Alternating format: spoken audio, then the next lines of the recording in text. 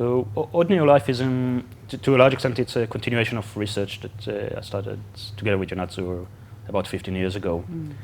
We started to get interested in what we later looked as this idea of the growing gap between our cultural understandings of life and then what we know about life or what we are learning about life through science, but even more importantly, what we choose to do to life through technology. So there's this gap that makes people, most of us, quite uneasy, which is really this kind of confrontation that is being imposed on us by the life that comes out of laboratories that, in a sense, is incompatible with what we think life, or what we were brought up to think life is. So in a sense, we were working for a really long time with living tissue as a medium for artistic expression. And during this process, we started to find out about those odd life forms that exist in laboratories and most people are not aware of.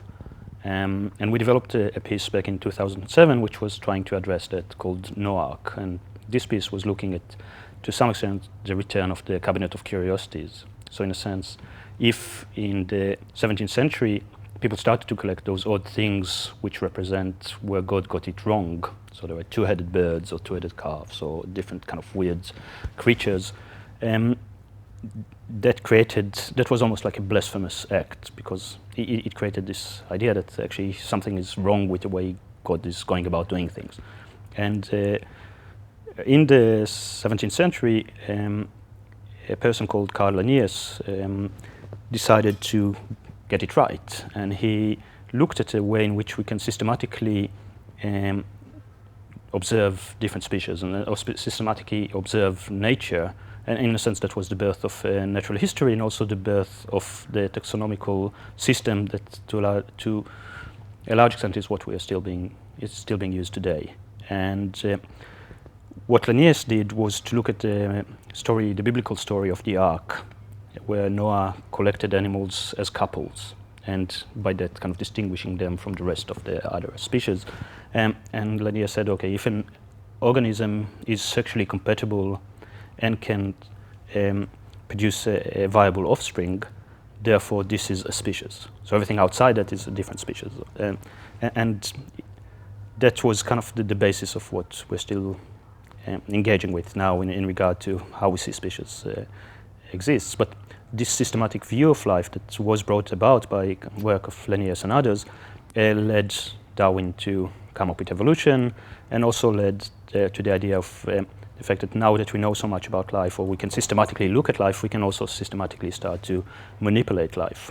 So everything from selective breeding and the creation of new life forms to a better understanding of genetics and reproduction, to what started in the early 20th century, this idea of actually fragmenting life forms, so taking cells and tissues from animals and then starting to grow them. And later on in the 1950s, the development of what's referred to as cell lines, continuous immortalized cell lines. So those are cells that were isolated, a continuous line of cells that was isolated from an individual cell. The first cell line was developed in 1948 from a mouse, and it's still being used today. And if we would look at all of those cells, or if we'll collect all of those cells, I think it'll fill up the gallery. So there's a continuous living tissue from a mouse, which is more than 60 years old now, which actually, as a biomass, is much, much larger than the mouse was whenever it existed.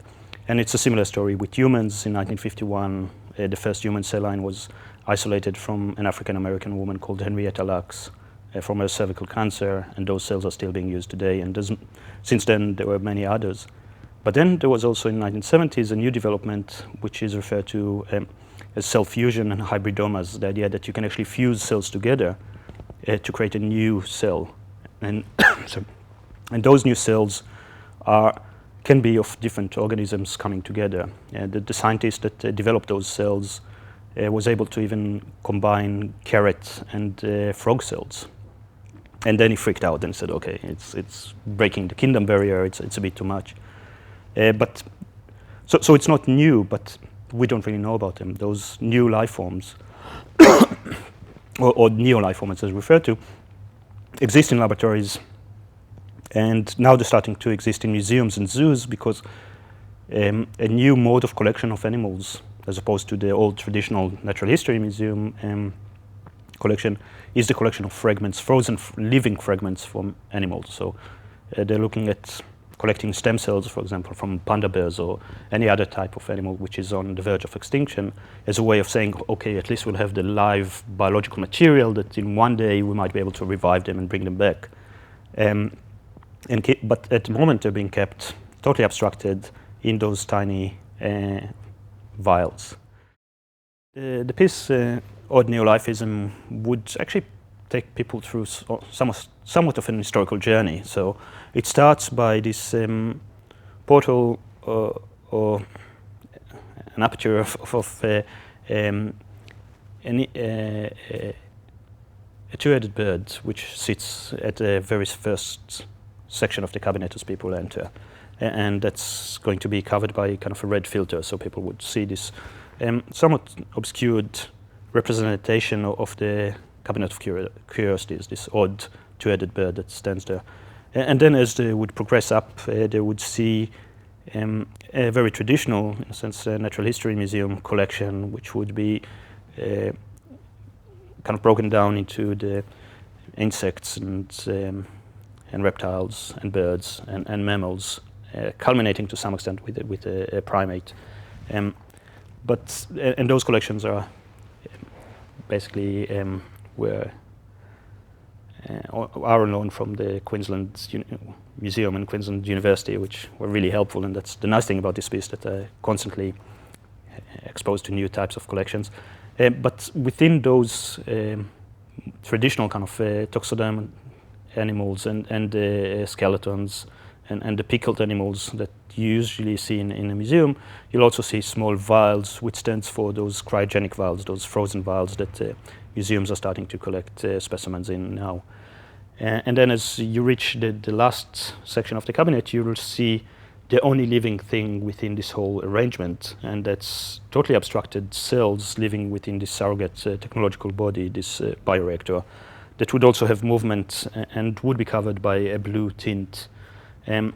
So the idea there is to really look at the ways in which both our understanding of life changes, but also this something which is very apparent with this century. I think the 21st century was already been titled as the century of biotechnology, the century in which life is becoming engineered, and we are starting to treat life in ways which we never treated before.